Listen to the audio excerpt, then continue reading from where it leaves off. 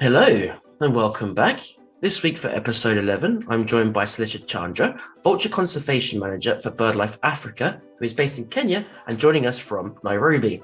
Salisha has a colourful background with a strong activist streak who, in response to the poaching crisis, which tore through Kenya in 2011-12, left the world of finance to join the fight back. She became a key figure leading the movement, which has since influenced changes in policy and law enforcement. From there, she worked in lion conservation before moving on to vultures, the species at the centre of today's conversation. We cover a range of issues, including why poaching has skyrocketed, the complex incentives behind poisoning as a method, just how vital vultures are to ecosystems and the prevention of diseases spreading, and much more. If you like this episode and would like to follow Salisha's work, please follow the links in the description. And if you would like to support us, you can make a donation at restorative.org or follow us on LinkedIn, Twitter, Facebook, or Instagram. Enjoy the conversation. Hello, welcome back to Restore Our Planet podcast with me, your host, Jack Cole. I'm joined today by Salisha Chandra, who is joining us from Kenya. Salisha works in restores all our partnerships to protect vultures from vulture poisoning. So Salisha, welcome. How are you? Thank you, Jack. I'm good. How are you? Very well, thank you. So to kick things off, would you mind just giving our listeners a little flavour of your background and how you came to be doing the work that you're doing today? Absolutely. So I'm currently the Vulture Conservation Manager for Africa at BirdLife International, which is, as you mentioned, part of the Restore Species project. And, I've been in this position for about a year. And my journey in conservation started in 2012, when I kind of decided to leave my corporate career of about 15 years behind and sort of use the skill sets that I had to make a difference. And it was, I came back home to Kenya in the middle of a crazy poaching crisis, and I just realized that this is what my calling was, and I needed to change careers. And here I am today. I volunteered for a few months and then got a job with an organization called Lion Guardians and worked in human-wildlife conflict with lions for 8 years. Fantastic. So just quickly, you mentioned that there was a poaching crisis. Does that mean that there was just a sudden spike at some point, or like the trends were changing? What happened there? What was going on in Kenya? Yeah, absolutely. So, I don't know if you remember, but I believe there was an ivory sale around this time. And then following that, in 2012 and 2013, there seemed to be a huge uptick in rhino and elephant poaching, especially in Kenya, which is my home country. And essentially, that was not being sort of shared very vocally, and the citizens here were getting very upset that this is a huge disaster and we need to address it. And so there was a lot of talk around that time about how do we manage change the Wildlife Act to be more punitive. What are the things that we can do?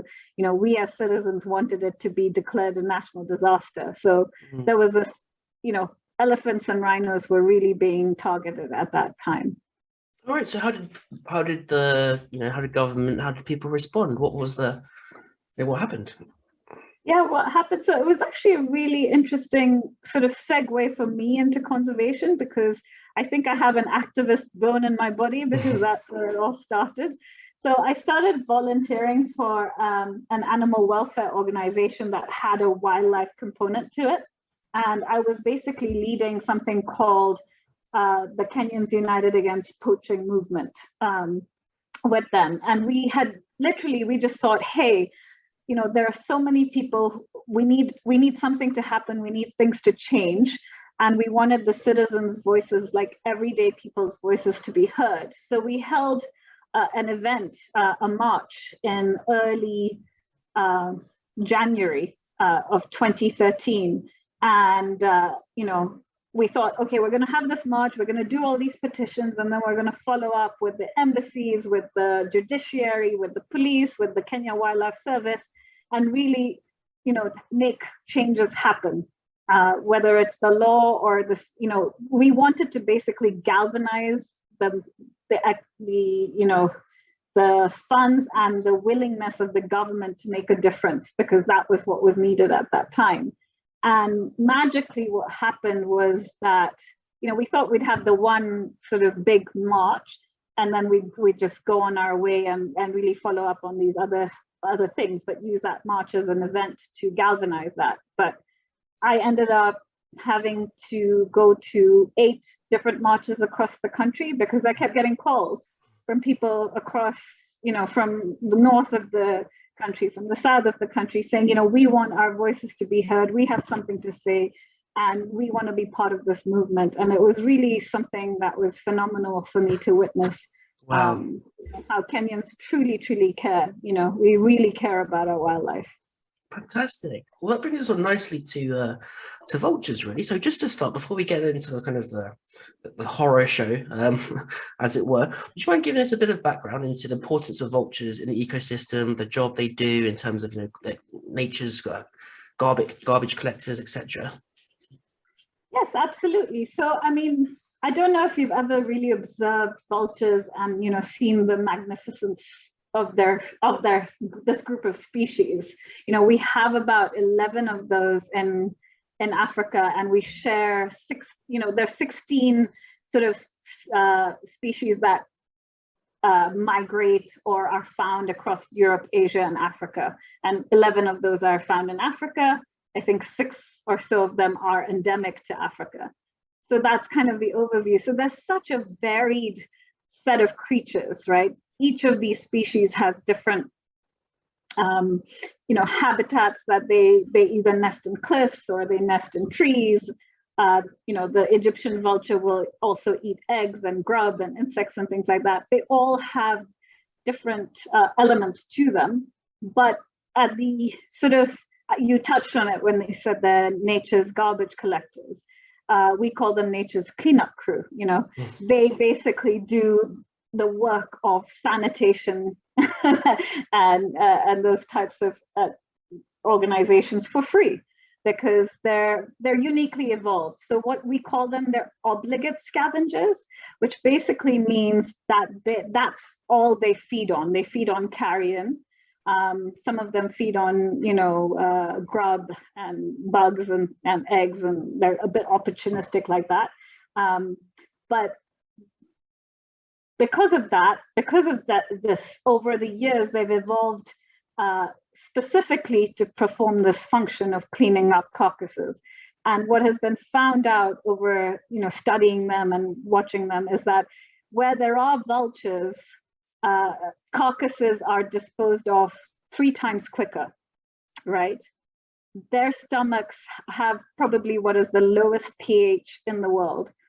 So they're able to digest natural pathogens such as anthrax and tuberculosis. So this means that when you have a carcass out in the world, and let's say it's a diseased carcass, if vultures are present, that carcass is cleaned up very quickly. If they're not present, then you have 3 times the amount of time that carcass stays out. You have a lot of other scavengers who may not be obligate, like hyenas and jackals, for instance, coming to the carcass, which increases the amount of time they spend together and the interactions, which increases the likelihood of this disease spreading. So without vultures, not only do we have an unclean environment, we also have the risk of the likelihood of disease spreading going up. So they perform a very, very vital function, apart from being, just being God's creatures and being on this earth and, being part of the biodiversity or the natural environment that we all share.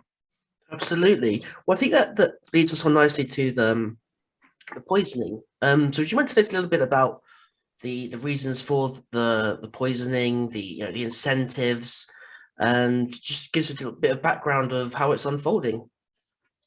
Yes, absolutely. So as you said, poisoning is actually one of the #1 reasons for their decline. So as I mentioned earlier, we have 11 species across Africa that are found in Africa. 7 of those are either critically endangered or endangered, which means that their populations have been declining anywhere from, if I recall, 70% to 90-something, 94, 97%, depending on the species over the last 50 years. these declines are catastrophic for vultures because unlike a lot of other animals, they don't, like other, species, they don't procreate so often. And it takes them a lot of energy and effort to have, they'll have maybe 1 or 2 eggs every 1 or 2 years. But so it's not something that's very easy to reverse when you have a huge decline like that in the species. Whereas, lions will have a few litters and, they'll have more than one child or one offspring. So going back to the reasons for their decline, they're myriad, poisoning being the number one, especially in East and Southern Africa. It has been sort of documented to be about 61% of vulture mortalities are attributed to poisoning. And this can be for 2 reasons. So you have unintentional, so that largely occurs as a result of sort of human and carnivore conflict. So livestock carcasses are laced with poison. So a lion comes and kills your cow. You get very upset because you've lost your livelihood. So you poison the livestock to kill the lion, but of course, vultures come in mass and they die in large numbers. So that's one of the big reasons for vulture population declines, especially in East Africa. In Southern Africa, you also have the added complications of what are called sentinel poisoning. So this is intentional. So vultures soar, right? And then they circle when they see a carcass, and then they drop down. So that habit has been used by rangers to know that a poaching event has occurred. And so the poachers got cottoned onto this, and they said, "Oh, let's poison the carcass, because then the vultures won't give us away too quickly." And so that's been another reason for poisoning. Along with that, we also have threats of what are called belief-based use, which is primarily in West Africa.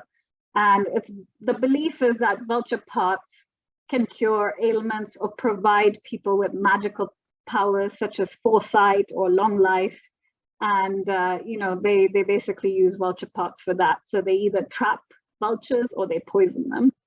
And that accounts for approximately 29% of vulture mortalities, and is very concentrated in West Africa. And then we have also things like electrocutions and collisions. And it's, while it's sort of 9% of vulture mortalities, it is considered a growing threat because of the increased emphasis on electrification and wind energy. So that's one of the big worries we have for the future. And then, of course, there's always habitat degradation and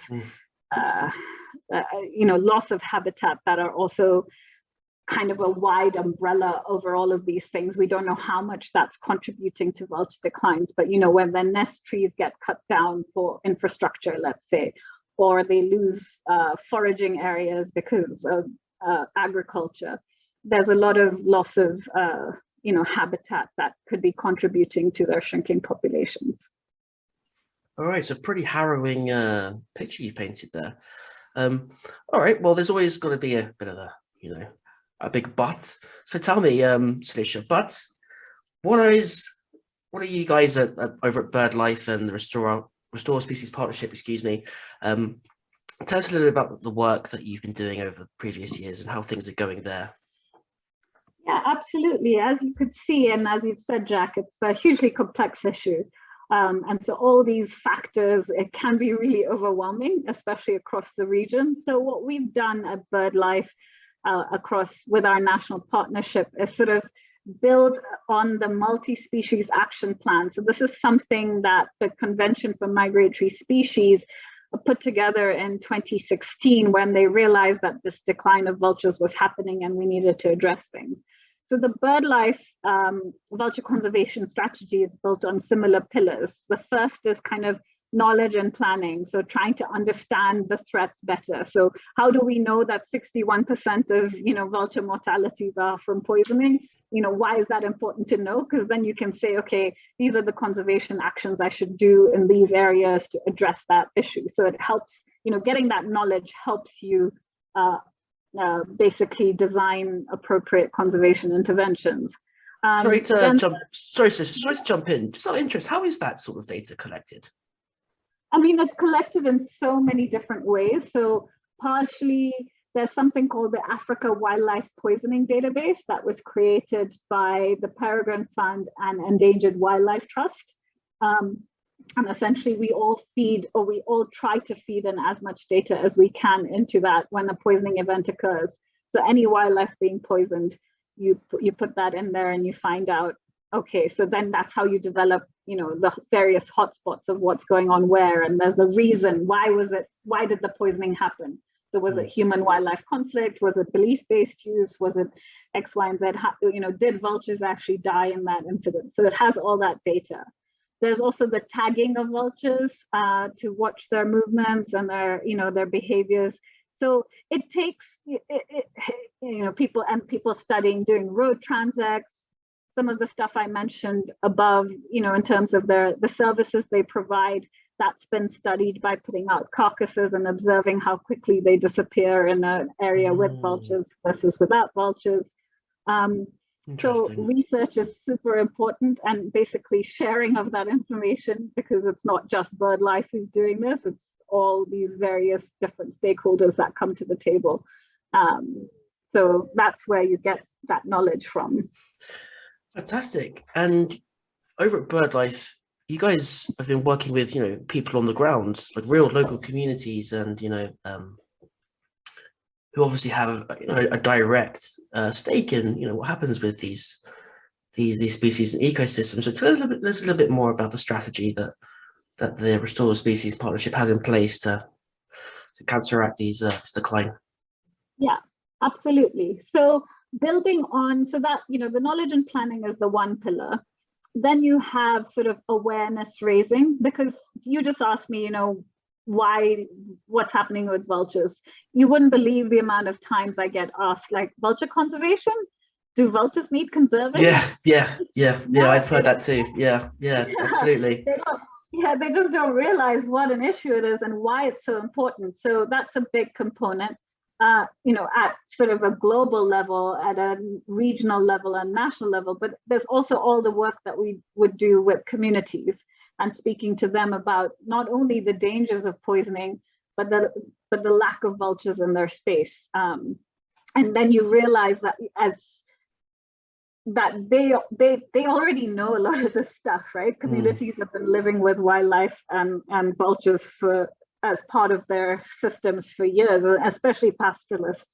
They'll say, we know when a cow is dead because we can see the vultures circling, but that's gone down. So you have a lot of that information and raising that awareness around the dangers of the pesticides and the toxins that are used and what they can do, not only to the wildlife, but what they do to the larger, how they could affect their own livestock, how they could affect their own, children, for instance. In Zambia or Zimbabwe, there's a person who's lost his mates to cyanide poisoning, that was put in the waters to kill elephants. So there's a lot of that knowledge and awareness raising really helps. And linked to that is advocacy. So, putting in enabling policies and things like that to support the vulture conservation efforts. So, we can have, I'll talk a little bit about, as you said, what are the actions on the ground? So especially around poisoning, we've kind of developed together with our partners sort of two levels of dealing with poisoning. One I've already talked a little bit about, and that's that community engagement and that raising of awareness. So through that, we're trying to reduce the incidences of poisoning, right? But the other thing is, how do you deal with a poisoning event when it happens? How do you reduce the fallout from a poisoning event? So that's through rapid response mechanisms. And those have been sort of the go-to thing, especially in Kenya, where we've spent a lot of time developing a poison response protocol together with a whole bunch of stakeholders on how to respond to a poisoning incident, how quickly, how to save vultures and other wildlife when you get there. So that's all about limiting the collateral damage of a poisoning incident. So the quicker you can get there, the more lives you'll save. The less, the quicker you decontaminate the scene, so get rid of the poisoned carcass, the less, jackals, hyenas, vultures, etc. will die. So that's kind of been the focus with that, together with the data that we just talked about, having national poisoning incident databases that feed into the big thing. So as part of that, we've done about 9, I think, poison response training for our partners in 9 countries. And in 3 countries, and almost 4 now, poison response protocols have either been developed or are being developed. Yeah, so that's some of the things that we've done around combating poisoning. I think the other sort of really connected action on the ground here is the vulture safe zone. So this is a concept that we borrowed from Asia, but then adapted it to the African context, specifically in Southern Africa, where we have about 1 million hectares now of vulture safe zones. And the idea here is that these areas are sort of free from the key threats to vultures that we mentioned, whether it's poisoning, electrocution, safe food, particularly in areas where vultures kind of need significant protection.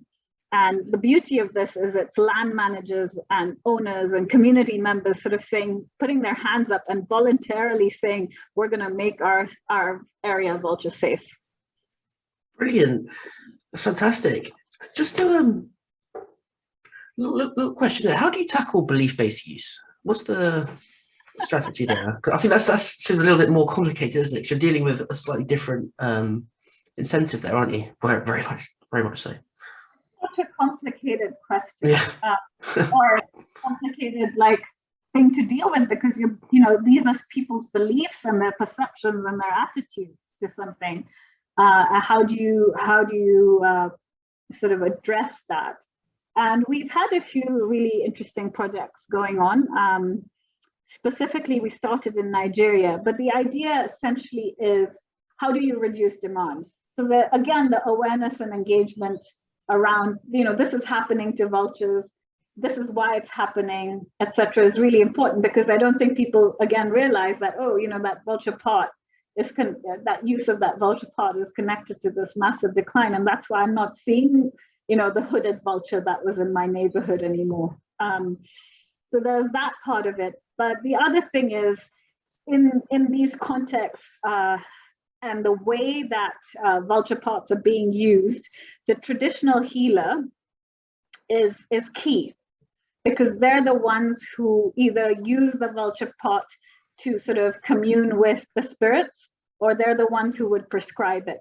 So a lot of the work that's going on in Nigeria and starting to happen in Zimbabwe and starting to be thought about in sort of Guinea-Bissau, Senegal, and the Gambia is around how do we promote maybe plant-based alternatives. So, working with basically these traditional healers and saying to them, yes, do you know that there's a problem? What can we do about it? And really working with them to develop the homegrown solutions, because I think too many times we try to go in there and sort of prescribe a way forward, but that's not going to work when you're trying to change attitudes. It has to come together and be done in a participatory approach. And so that's the approach that we've taken. And we'll start to see hopefully the behavior change manifest itself, both with the people understanding, hey, when I go to a traditional healer and they're using vulture parts, this is really affecting them through the change in sort of the traditional healers approach. We're not saying stop doing your medicine and the important role that you play in the society, but maybe consider other things that aren't, other things that will not endanger species such as vultures. And then there's the law enforcement side of things as well. They increasing their capacity so that they understand, that part that I saw being trafficked is an endangered species. It's not just another bird, so things like that, because they don't know how to recognize vulture pots. So building their capacity around that and understanding around that is key. Of course. Okay, so since the projects, well, obviously did many different projects, but are you beginning to see some positive results in the data? Yeah, I mean, I would say so. I think we're still very early in the game. We're only 5 years into this, There's been also work that we're doing on trying to mitigate electrocutions and collisions, but all of this is very new. But what I would say is that we're definitely seeing a step change in being able to respond to poisoning incidences. We're seeing better collaboration amongst different types of stakeholders. And I think with poisoning, especially because some of it is so secretive, you really don't know what your baseline is, like where are you coming from? And maybe there's an uptick in known poisoning incidences because now we've shed light on this. And so you have more people reporting poisoning. So it's very hard to say, hey, are we making a difference? But I think every time we save a vulture, we're making a difference. And, just the other day, this happened in Kenya where we did lose a lot of vultures, but we also saved four vultures and a steppe eagle. And that may not have happened, 5 years ago or 10 years ago. And what was that? Was that like a trafficking sort of intervention, something like that, a raid, or what happened there? To poisoning. So in Kenya, the major issue is human-wildlife conflict. So I think a bunch of hyenas had repeatedly killed livestock, and the owners got fed up, and it was what would be the biggest poisoning incident in Kenya this year, with 31 vultures being killed, 7 steppe eagles. But as I said, we managed to save 5, and now they're back in the wild. Good. We mentioned a few minutes ago that when you tell people about your work, they often say, really, like vultures, they're endangered. And I have to admit that before I found out about all this going on, I would have been in that group. You think kind of, well, if I sort of interrogate myself a little bit, I can't quite understand why that was my reaction. Why do you think that is? Is it because we sort of put vultures in the kind of the quote unquote, ugly category? We put them in with, maggots and, all that kind of thing. Because I see it as a bit of you've got a bad attitude as a disease bringer or something, where in reality they're actually, as we've been illustrating, doing the opposite. So why do you think that's people's reaction? I think a lot of it has to do with the stereotypes that are created over time. It's a cartoon that promotes them in such a way, whether it's, politicians are often likened to vultures. Right. Yes. The whole entire gory way in which they feed, a lot of people find that very off-putting, and it's not contextualized for them, so they don't realize what that is and why it's so important. And their behaviors I find them supremely interesting to see how they when they're feeding, and the little sort of altercations they have. But to other people, it looks like, oh, they're bickering, and it's just a way that their society works. So I think they get a very bad rep, and I would say that the media and the communications industry hasn't done them a justice. And we need to change that narrative, because actually, as a lot of the times we say, they are nature's unsung heroes. They are making a massive difference, and the lack of them, I don't know if you heard what happened in places like India when the vulture populations declined dramatically. Was this when rabies skyrocketed? Cases of rabies skyrocketed because the dogs were feeding on, carcasses. Is that correct? Have I got that right? It is correct. I mean, some of the science is still a bit in question, but there is a correlation for sure that that there's that connection between the decline in vultures and the increase in rabid dogs and rabies in the country, which then affected the health system dramatically, right? Right. And so there's, as we had talked about earlier, there's a definite connection where what we would call in our world trophic cascades. So basically, when you remove something out of the system, then something else will go up to take its place. And in the place of vultures come other scavengers, whether it be feral dogs or hyenas or other things, and it just upsets the balance. But yeah, I think that's the problem, is that, you often see a vulture with bloody head and entrails and things like that, and so you associate it negatively, when actually what they're doing when they're doing that, and they're one of the cleanest creatures on this earth, actually, because they spend most of their time preening and cleaning after they've fed every day. So yeah. Right. Yeah. So what's again, obviously we're talking about Africa here, but what's happened in India now? Has there been a response to that, or is that being dealt with? A massive response. Yeah. And there's something called, I'm going to get the acronym wrong, but it's called SAVE. So Saving Asia's Vultures from Extinction, or something like that. There's a consortium of over 24 sort of different organizations that have come together and are working really hard to reintroduce vultures, to create vulture safe zones, have vulture restaurants where they have safe feeding, because luckily for them, I think that the issue is less complicated in India and Asia. It's more around the use of veterinary drugs. Rather than poaching. Yeah, and livestock and things like that, that's causing the decline, whereas we have so many different things that are affecting vultures here in Africa. Absolutely. Okay, so going on from there, so looking into the future, obviously the projects are quite new, but there's a lot of great work going on. What would you like to see happen over the next sort of 5 to 10 years, and onwards, with regard to the vultures in your work? So I think in the next 5 years, what I would really love to see is obviously continued efforts. But what is critical is collaboration, and not just, let's say, from the raptor conservation organizations, but looking more broadly at lions and elephants and basically wildlife in general, to sort of come together and work on this wildlife poisoning issue and make a real big difference there. I think if we're able to address, 61, like one of the major drivers, we're going to then start seeing populations hopefully starting to revive, and going from halting the decline to hopefully reversing the decline of vultures. It's obviously going to take a long time, but that's our vision. We want to help vultures soar again, and collaboration and working together and reversing this sort of image of vultures and creating one where people truly understand these heroes is a world I want to be a part of. I don't know about you. Absolutely.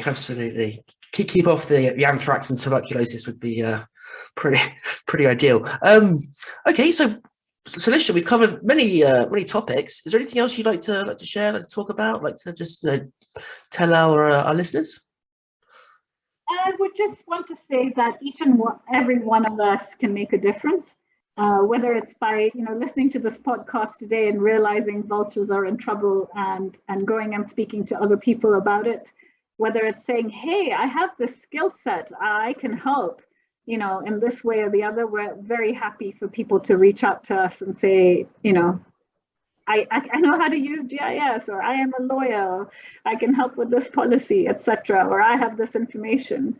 And then obviously if there's any financial support, that's always very useful. But at the end of the day, I think for me is go out there and talk about vultures and why they're important would be number one.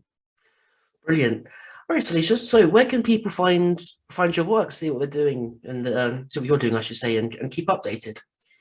Absolutely. So I think the BirdLife Africa website, or the BirdLife International website, has an Africa page on it. And so if you go there and look for vulture conservation, it will be there. I don't remember exactly the The address. Address at that time, but yes. I'm sure people could find it. Fantastic. Oh, in that case, Salisha, thank you so much for your time. Absolutely. Thank you so much, Jack, for taking the time for Vultures. Much appreciated.